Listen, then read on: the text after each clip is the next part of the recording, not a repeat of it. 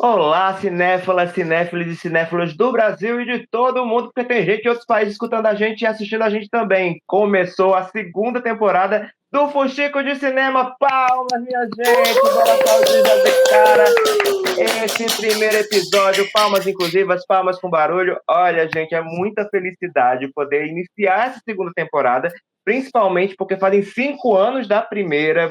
Todos os episódios, os 10 episódios da primeira temporada estão disponíveis nas principais plataformas de áudio para vocês escutarem, quem ainda não ouviu a gente. E a segunda temporada começa já em clima de festa, porque esse ano o Alagoar, parceiro desse projeto, completa 10 anos e essa temporada é parte dessa celebração mais que especial da janela do cinema do audiovisual alagoano.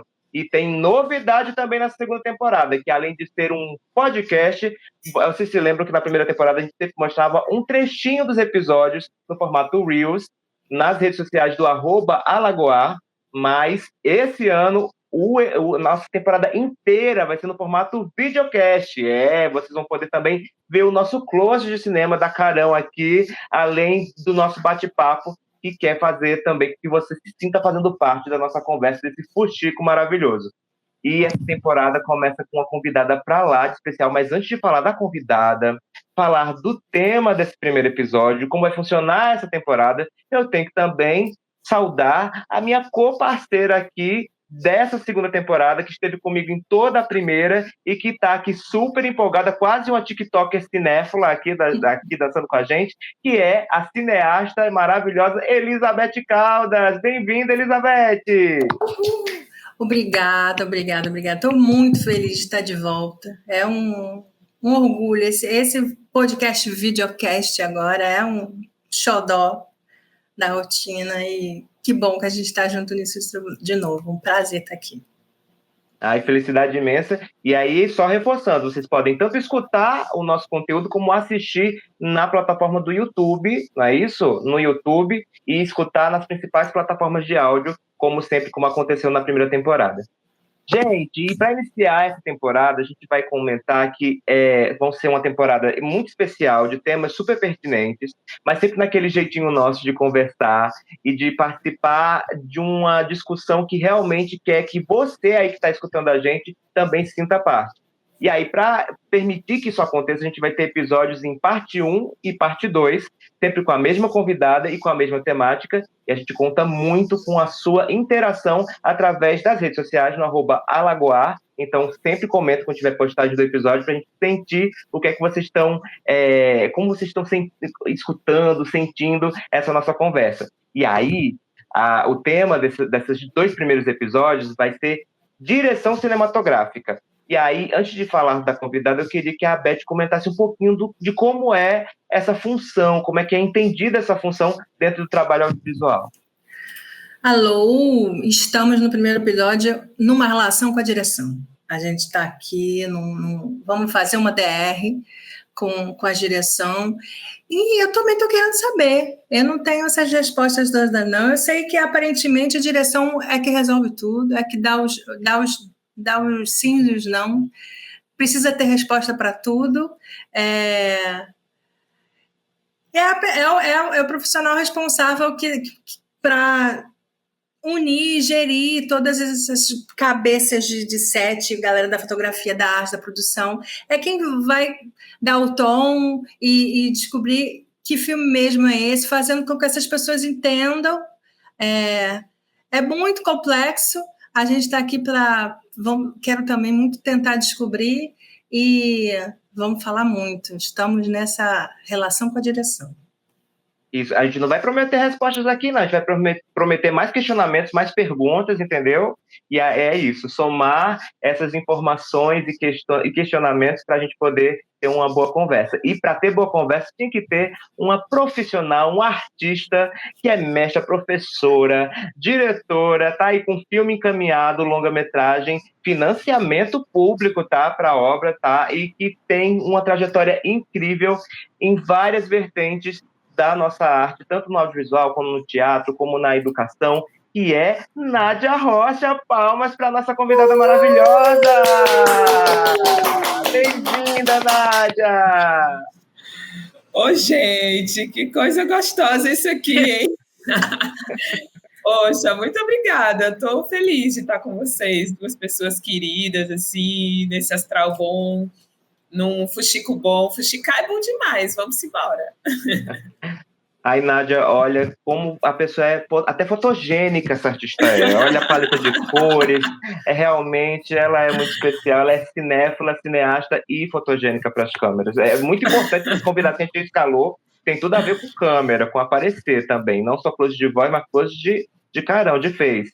Nádia, seja bem-vinda mesmo, a gente está muito feliz, admiração compartilhada por toda a equipe aqui desse projeto, e você sabe disso, então realmente gratidão pela generosidade da sua contribuição. Vai ser muito massa conversar contigo e com as pessoas que vão estar ouvindo a gente, que elas vão fazer parte dessa conversa, ainda como ouvintes, mas vão fazer parte. E aí, conta um pouquinho de você, né? Porque eu dei essa introdução toda animada, e aí você conversando, a gente vai entender um pouco mais do porquê a gente tem tanta admiração pela sua trajetória. Comenta um pouquinho pra gente. Bom, primeiro, vocês são os queridos e generosos, né?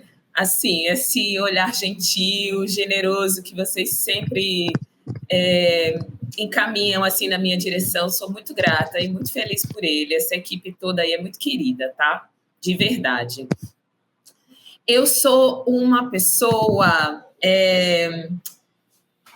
que eu vou caindo nos lugares, eu vou me apaixonando por eles e eu vou tentando acertar e vou tentando me escutar os outros.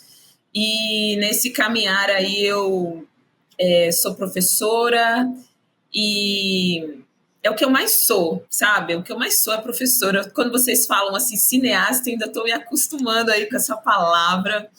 Eu nem lancei o filme ainda, meu primeiro, né? Sei lá se haverão mais, mas é um lugar assim ainda para me reconhecer e me acostumar. Mas sou professora, é o que eu faço há mais tempo. Eu comecei numa relação com o cinema mais íntima e próxima a partir da oportunidade que tive de trabalhar com processos educativos, formativos e de exibição, né? Num lugar assim que para a nossa cidade ele já cumpriu muitos papéis importantes e ainda cumpre, que é o SESC. É um lugar assim também muito responsável pela minha formação e eu acho que deixei coisas muito interessantes assim como semente lá dentro, que ainda vivem e florescem, eu acho, tenho muito orgulho disso. E estive artista, né? Sou artista do teatro, da dança, e foi isso que me trouxe, de algum modo, também para o cinema, e a esse filme que agora eu estou em processo de finalizar, e que é um filme também sobre arte, sobre dança, sobre corpos alagoanos em movimento. E que a gente vai comentar um pouquinho dele mais adiante. A gente espera uns spoilerzinhos, negocinhos chiquinhos sobre ele também. Mas, Nádia, é curioso você comentar sobre essa questão de como se entender como cineasta, né? Como, às vezes, as palavras têm esse peso que a gente tem, às vezes, dos parâmetros que a gente tem sobre o que elas significam aí em várias visões, né? De outras pessoas e tal. E aí, eu queria que a Beth, se ela pudesse comentar para a gente, um pouquinho da pesquisa que a gente fez um pequeno recorte sobre essa questão da direção, principalmente quando se trata de mulheres à frente da direção no audiovisual. Na realidade é um tema que não é novo, a gente não está aqui inovando nada, mas que ele segue ainda num caminho e que não é só aqui, né? Se a gente pensar mundialmente, já que a gente está perto de Oscar e o Oscar sendo o prêmio que no sentido de fama, mais do que até de relevância, mas que na história inteira do Oscar foram 3 mulheres que ganharam o Oscar por direção, né? Então é muito desigual, e não é porque não existam mulheres capazes ou comprometidas, tem esse lugar muito da legitimação de quem diz, né, que a mulher é diretora. Eu sei que acontece muito isso em diversas áreas, né, do audiovisual. Até eu, como roteirista, demorei muito para me colocar nesse lugar de roteirista. confesso até que uma vez foi até um professor, uma sala de aula assim, e eu dizendo, ele falava assim, não sei o que, do roteiro, aí ele que chegou para mim assim, ué, você não escreveu um roteiro? Escrevi, então você é roteirista. Tipo assim, as coisas são muito mais simples do que a gente coloca, ou a gente né, a necessidade de afirmação de que alguém precisa dizer. Então, na direção, eu acho que, além disso, que também tem todos os outros caminhos, e especialmente em questões ligadas à arte, que tem uma questão individual muito forte, esse lugar de poder, essa abertura, porque é um lugar de decisão, né? E isso é uma coisa difícil mesmo de se encontrar uma igualdade. Assim, é difícil o homem só largar o osso, né? Quando a gente fala que mulheres, né? O caso há pouco tempo que o rapaz reclamou que não podia existir mulheres CEOs.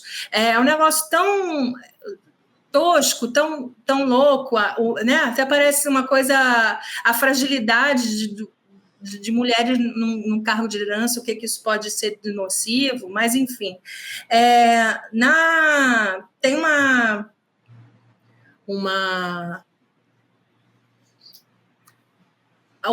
última pesquisa, o último relatório da Ancine, que eles que tem divulgado, que faz uma pesquisa muito importante nesse lugar das mulheres, que diz que somente 20% das mulheres dirigem ficções no Brasil, e desses 20%, 8% foi em direção conjunta, né? Conjunta, que também é um caminho, né? Que também é uma coisa. Deixa eu ter alguém aqui que é muito incrível. Eu já fiz direção conjunta, eu sei o quanto isso tem do seu valor, do trabalho coletivo, a troca. Eu acho que, essencialmente, o processo fica até mais leve, mas nesse lugar de posto, a gente ainda está. Na pesquisa fala de ficção, porque documentário é uma coisa que é mais comum, a gente tem mulheres, porque tem essa pegada mais, às vezes, do documentário mais pessoal. Então, esse percentual um pouco maior. E aí, quando a gente quando a gente fala da questão de raça, aí aqui, nessa pesquisa, 0% dos filmes dirigidos foram filmes a gente está falando de longa, né? Foram filmes dirigidos por mulheres negras no Brasil, até esse dado até 2018. Hoje em dia a gente já tem mulheres negras se sobressaindo, a gente tem Yasmin Tainá, a gente tem a Renata, esqueci o nome dela, tem a Sabrina Fidalgo, a gente tem já mulheres negras que hoje em dia a gente começa a ver e estão aí se fortalecendo, mas esse lugar é muito recente. Mas, assim, essa pesquisa é de 2018, a gente está em 2025.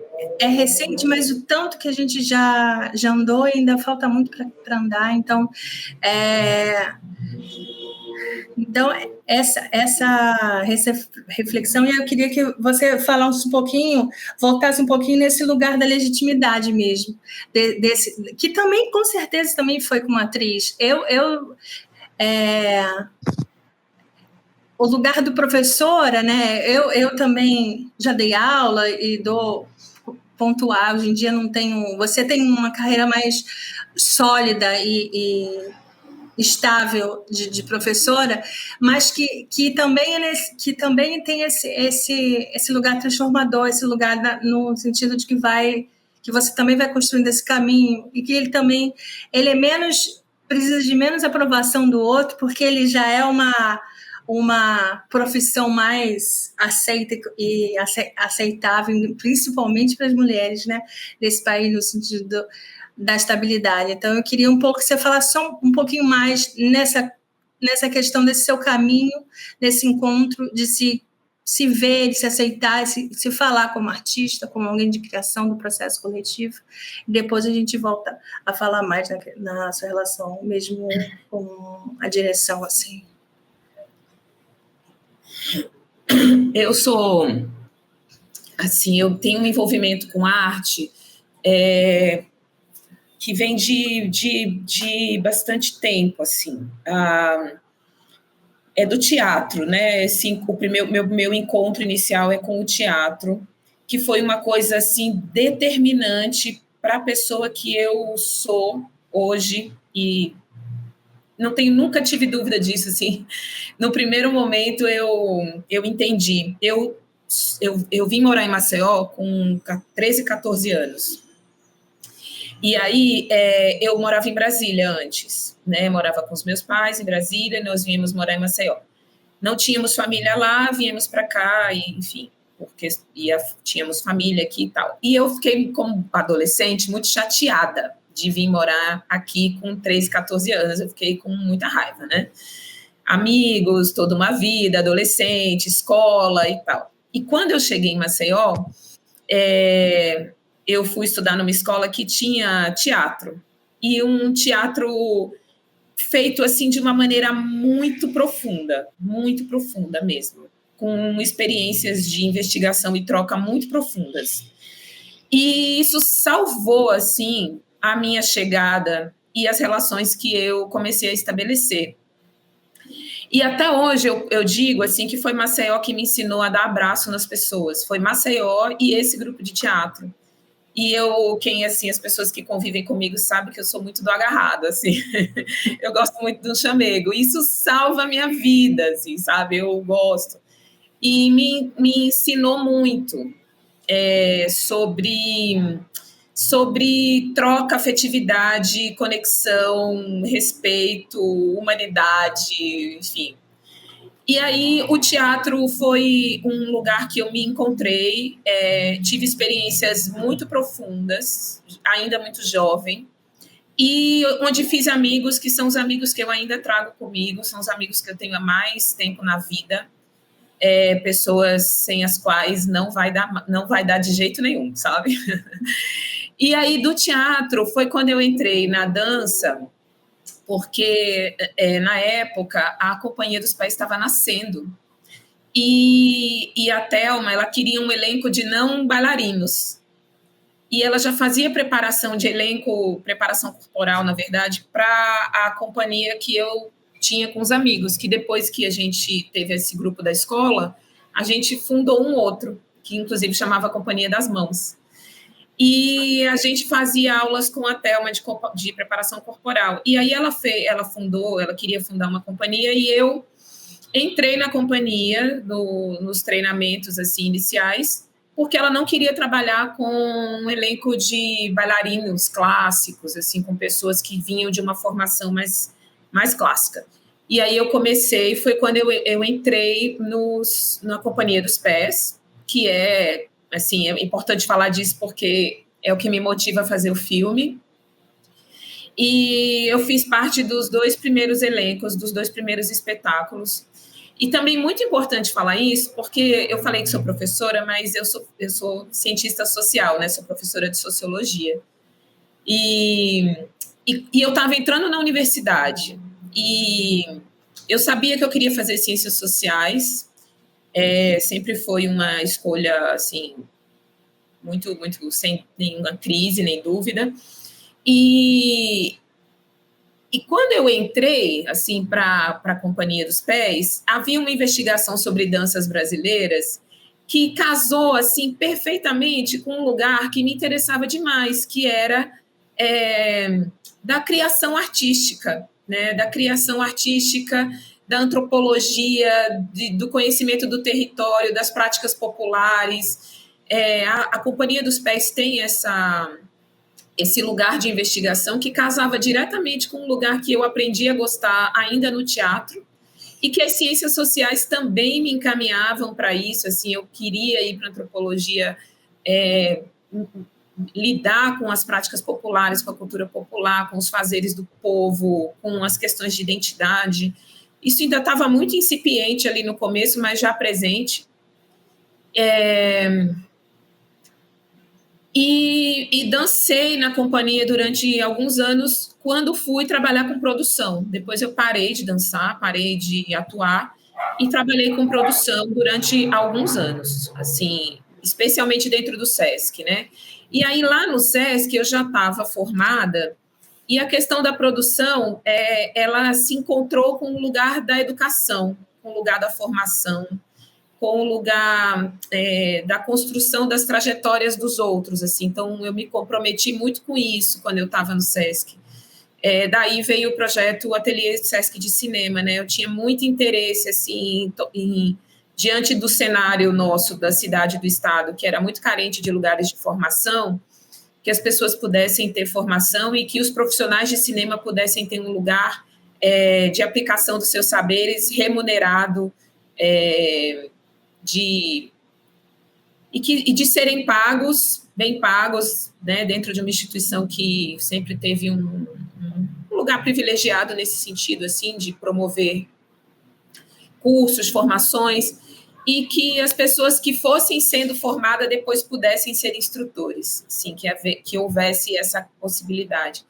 Então, assim, esse lugar da professora, sabe, casou muito com o lugar da produtora, e todas as programações que eu fazia no sentido de exibições também, o lugar do cineclube sempre muito caro para mim, né?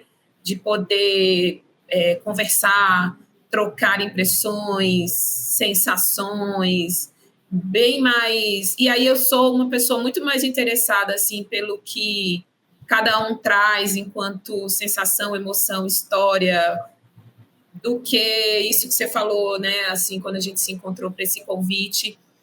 Não estou muito interessada, assim, do quanto você já consumiu de cinema, né? Quão cinéfilo você é, o quanto você já viu, se você sabe tudo sobre as escolas cinematográficas dos clássicos e não sei o quê. Eu acho isso bacana, acho muito legal, acho que forma o olhar, forma a gente e tudo. Mas sou tão interessada nas impressões das pessoas, as suas próprias sensações, o quanto aquilo que a gente assiste, aquilo que a gente vê dialoga com o que você traz enquanto história pessoal particular, o que te movimenta, move, né?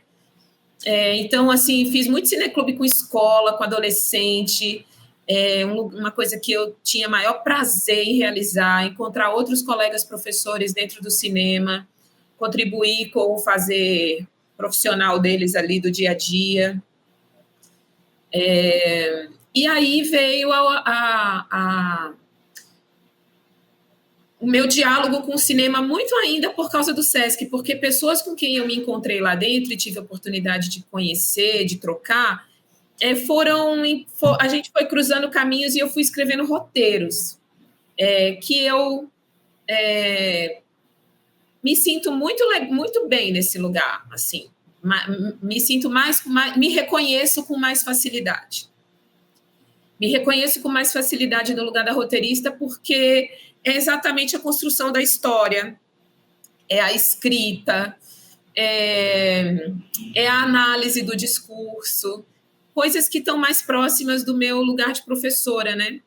E aí tive parceiras, né, com quem eu pude experimentar esse lugar do roteiro. E aí, tempos depois, eu fiz fazendo curso de experiências de formação também. Quando eu saí do SESC, eu fiz experiências de formação, pedindo para as pessoas falarem dos seus lugares, pedindo para elas olharem para os seus lugares e criando roteiros a partir disso. Então, eram lugares de formação e de troca, que é uma coisa que eu adoro fazer, assim. Tive algumas experiências com isso, até chegar no Dança Anfíbia, que é o meu primeiro exercício de direção, e que eu ainda fico assim, né, nessa relutância, porque ainda está em curso e não terminei o filme, a gente está no processo final, assim, mas ainda não terminei, ainda não precisei me apresentar em lugar nenhum, assim como a diretora do Dança Anfíbia, né? Essa é uma experiência quase inaugural aqui. Aqui, em primeira mão. É isso que eu comentar, tá esperando ela completar, falar que aqui a gente está em primeira mão. E assim, em parte porque vocês nós já tivemos encontros onde eu pude partilhar um pouquinho dessa sensação, né? E vocês têm essa escuta muito gentil, assim, sempre comigo. E, por outro lado, porque a gente se respeita e se admira e se paquera, né? E adoro paquerar vocês. Ó, aproveitando a deixa para comentar que o sobrenome da diretora que a Elizabeth citou, uma delas é a Renata Martins, né? Isso. Renata Martins, maravilhosa. Também falar que a Thelma, que a Nádia citou na fala dela, é Thelma César, né? Nossa grande mestra, pesquisadora da cultura alagoana, e que também teve a música O Grande Poder na voz dela, na novela, né? O Mar do Sertão. Qual é o nome da novela? Meu Deus, Mar do Sertão, acertei o título. Foi do Sertão. Que foi do ano passado, né? 2024. Fez parte da trilha sonora. E, Nádia, o que é interessante da sua fala, entre várias coisas que a gente te ouviu, é como você é uma mulher que buscou o conhecimento acadêmico, mas que não perdeu esse olhar para o conhecimento das pessoas, o conhecimento que está além da régua da academia, né? Do que é muito essa discussão que a gente tem com relação ao cinema. Você contribuiu na época, enquanto analista em audiovisual do Sesc Alagoas, uma das maiores contribuições que você deu é o projeto Ateliê Sesc de Cinema. A gente está gravando esse podcast em Maceió, Alagoas, uma terra que ainda não tem um curso técnico, tem uma graduação em audiovisual, né? Uma formação da academia nisso, e você fez um curso livre continuado de cinema, né? Para a cidade. E aí, esse olhar fez com que você traz contigo, você acredita que isso contribuiu para entender essa noção de que cinema não é só esse conhecimento técnico, mas também essa vivência de uma cultura que muitas vezes é criminosamente relegada, para que a gente entenda esse poder que ela possui e o quanto a gente depende dela, inclusive, né? Muitas vezes existe esse erro de entender que a academia é que precisa dessa cultura e não o inverso, né? São as escolas que precisam do conhecimento do povo, da vivência do povo, e o povo participando de fato, e não o contrário. Mas que às vezes fica perdida nessa visão academicista, né, das coisas. Mas, antes da resposta, a gente vai deixar ela para a parte 2 do programa. Tem um segundo episódio que eu participo da Nádia, que a gente vai escutar na próxima semana. Se você está escutando em atraso, você já vai maratonar, já vai ouvir na sequência. Mas é isso, a gente vai deixar esse ganchozinho para o próximo episódio. Então, a gente agradece nesse primeiro momento a participação de Nádia. Um cheiro, Nádia, até a segunda parte do programa contigo. A minha comparceira Elizabeth, manda seu cheiro final, Beth. Cheiro. Vale dizer os arrobas. Como é um fim de episódio, Nádia, para quem já quiser te acompanhar, a partir de agora, você pode dizer onde é que a gente pode te seguir? Sim, eu sou uma pessoa meio quieta, mas assim, eu sou amostrada para os meus, assim, mas todos são bem-vindos. No @NádiaWRocha é meu Instagram. Tem mais amostramento pessoal, assim, biscoitagem do que... Mas é isso, é lá. E Dança o Filme vem aí. Deixa estar que na parte 2 a gente vai conversar mais sobre esses amostramentos todos e trabalhos que estão ali também presentes no seu arroba do Instagram. Gratidão, Nádia. Os arrobas, Beth. Por favor, desculpa. Eu só queria também fazer, antes da gente encerrar, fazer aqui a gente está falando de mulheres de direção. Nesse exato instante aqui em Maceió, a Laís está fazendo a direção, está gravando, está em 7, o seu também primeiro longa, numa direção conjunta. Mas Maceió está vivendo essa alegria. E a Maíra acabou de ganhar um prêmio na Mostra Tiradentes e também na nossa Mostra Sururu do ano passado, de também direção no Entre Corpos. Então, são notícias que a gente também tem que celebrar, que a gente também tem que botar para semear e só crescer esse lugar de criação. Vocês podem me encontrar no @RotinaFilmes, E espero pro próximo, porque só vou dar um spoilerzinho, Ronald, você me perdoa, mas eu só vou colocar porque a temática, a ideia da segunda temporada, a temática do que a gente está fazendo aqui, que são essas relações dentro do set, essas relações surgiu muito por uma conversa sua com minha com Nádia, num bastidorzinho, depois de um evento no Sesc, de exibição de um filme, que a gente falou sobre direção, esse lugar de diretor, e aí isso mexeu muito comigo, e eu falei, a gente tem que conversar muito mais sobre isso, e essa conversa precisa ser partilhada, a gente não pode ficar só ou sofrendo, ou colocando suas questões, só achando que a gente tem que falar aqui, porque... Baixinho, né? No cantinho. Baixinho. Não, a gente tem que conversar, porque eu acho que vai bom para todo mundo ouvir, a gente também, quando a gente fala, a gente se ouve. Então, o segundo episódio a gente vai descarafunchar. Que linda. Para tornar público as nossas questões, assim, o fuxico virou de todo mundo. E é isso, pessoal. Esse videocast é uma realização da Secretaria de Estado da Cultura e Economia Criativa do Governo de Alagoas, Lei Paulo Gustavo, do Ministério da Cultura, Governo Federal, e é uma parceria da Rotina Filmes com a Alagoá, Janela do Audiovisual Alagoano, e a segunda temporada do Fuxico é apresentada por mim, Ronald de Silva, com a apresentação de Elizabeth Caldas, produção executiva de Larissa Lisboa, direção e comentários de Elizabeth Caldas, roteiro de Rosiane Monteiro e Ronald de Silva, e material gráfico de Amanda Duarte, com trilha sonora de Bruno Brandão. É isso, pessoal. Um cheiro e até o próximo episódio. Tchau!